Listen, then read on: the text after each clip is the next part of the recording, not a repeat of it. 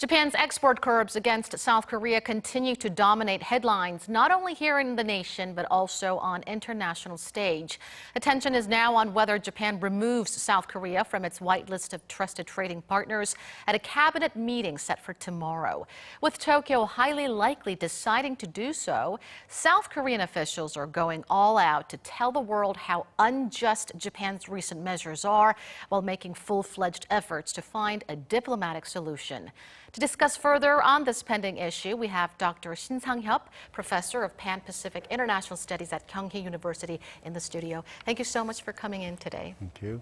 So the much-anticipated foreign ministers meeting between South Korea and Japan took place this morning on the sidelines of the ASEAN Regional Forum. How did you see the talks? Well, as we expected, the meeting between the two foreign ministers failed to produce very productive solution.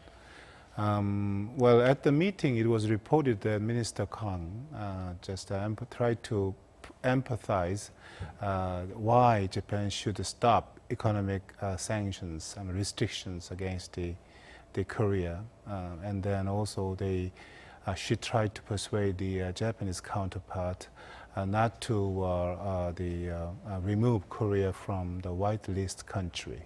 But according to the report, Japanese counterpart did not say anything about whitelist, the measures of Japanese potential measures about the removal of the Korea from the whitelist country. So, as we expected, they failed to produce very productive solution to the current economic dispute between two countries. The talks grabbed much media attention, but there was no breakthrough. Now, a trilateral meeting among foreign ministers of South Korea, Japan, and the U.S. Is also set to take place tomorrow.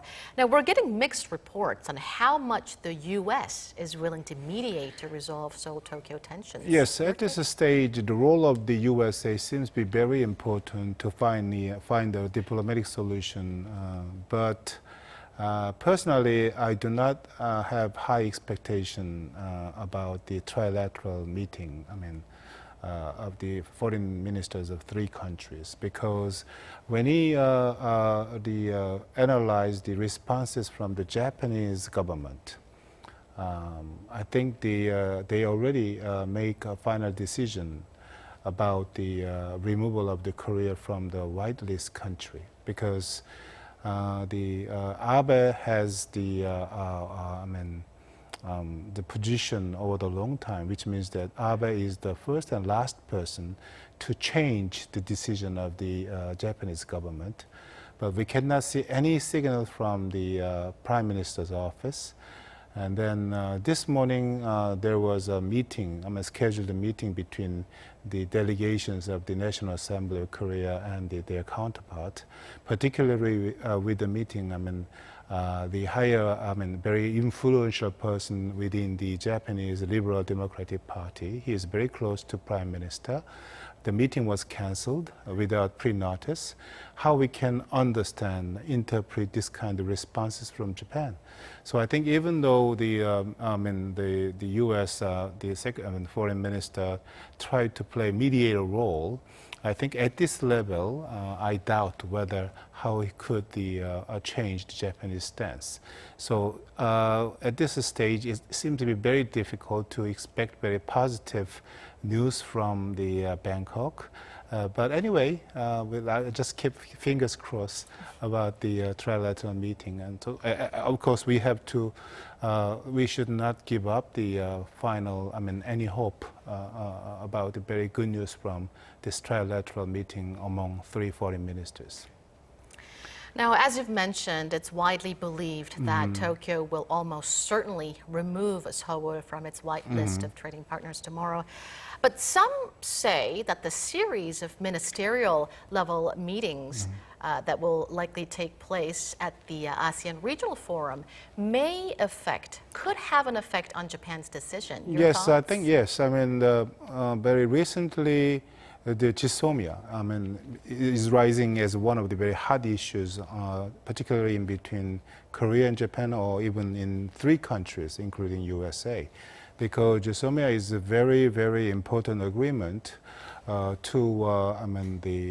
protect Korea, Japan from the North Korean the attack or potential attack threats. And by the way, we should have to think about some measures available to Korean government to deal with the economic dispute with Japan.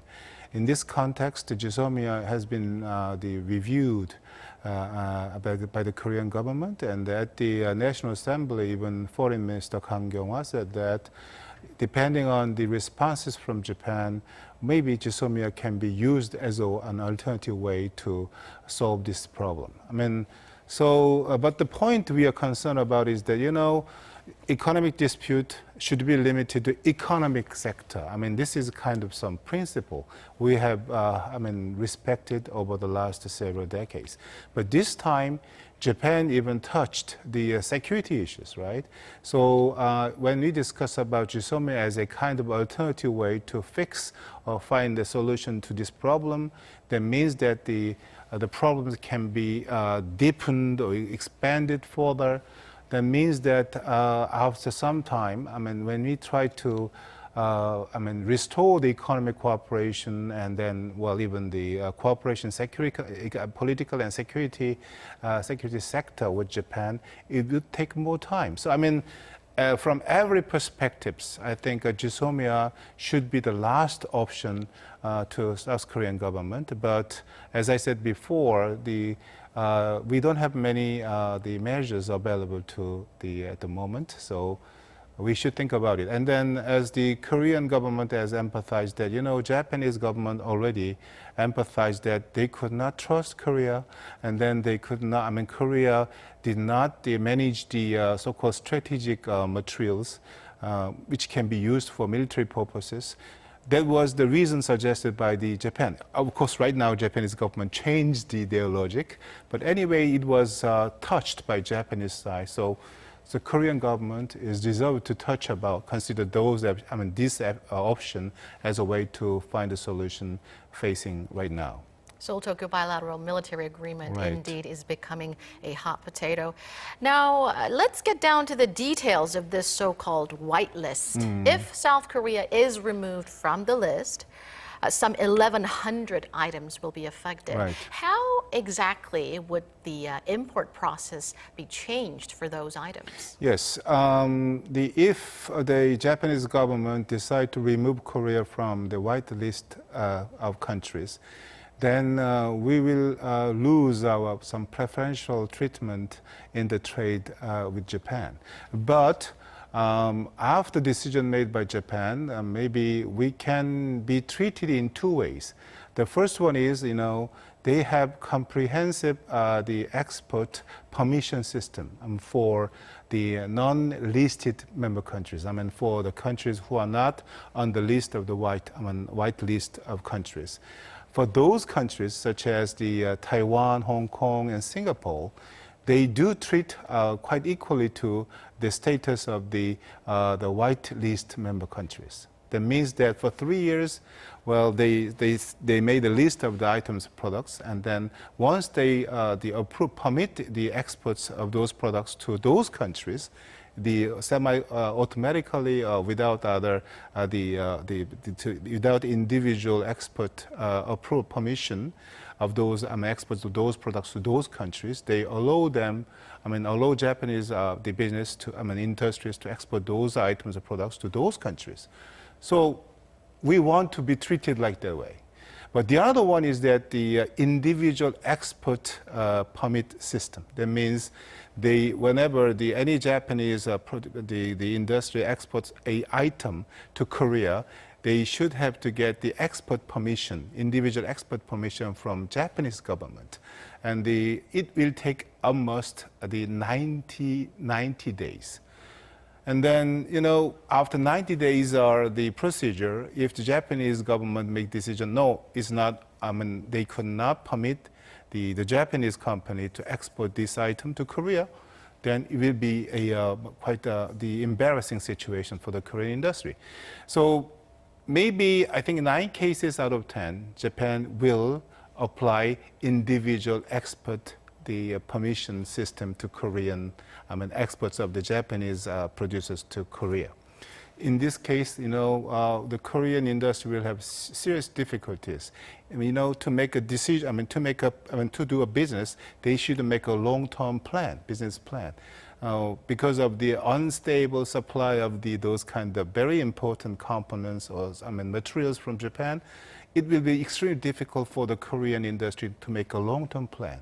It will be a very serious difficulties for the Korean industry to carry on the business or to develop the more, businesses in global market.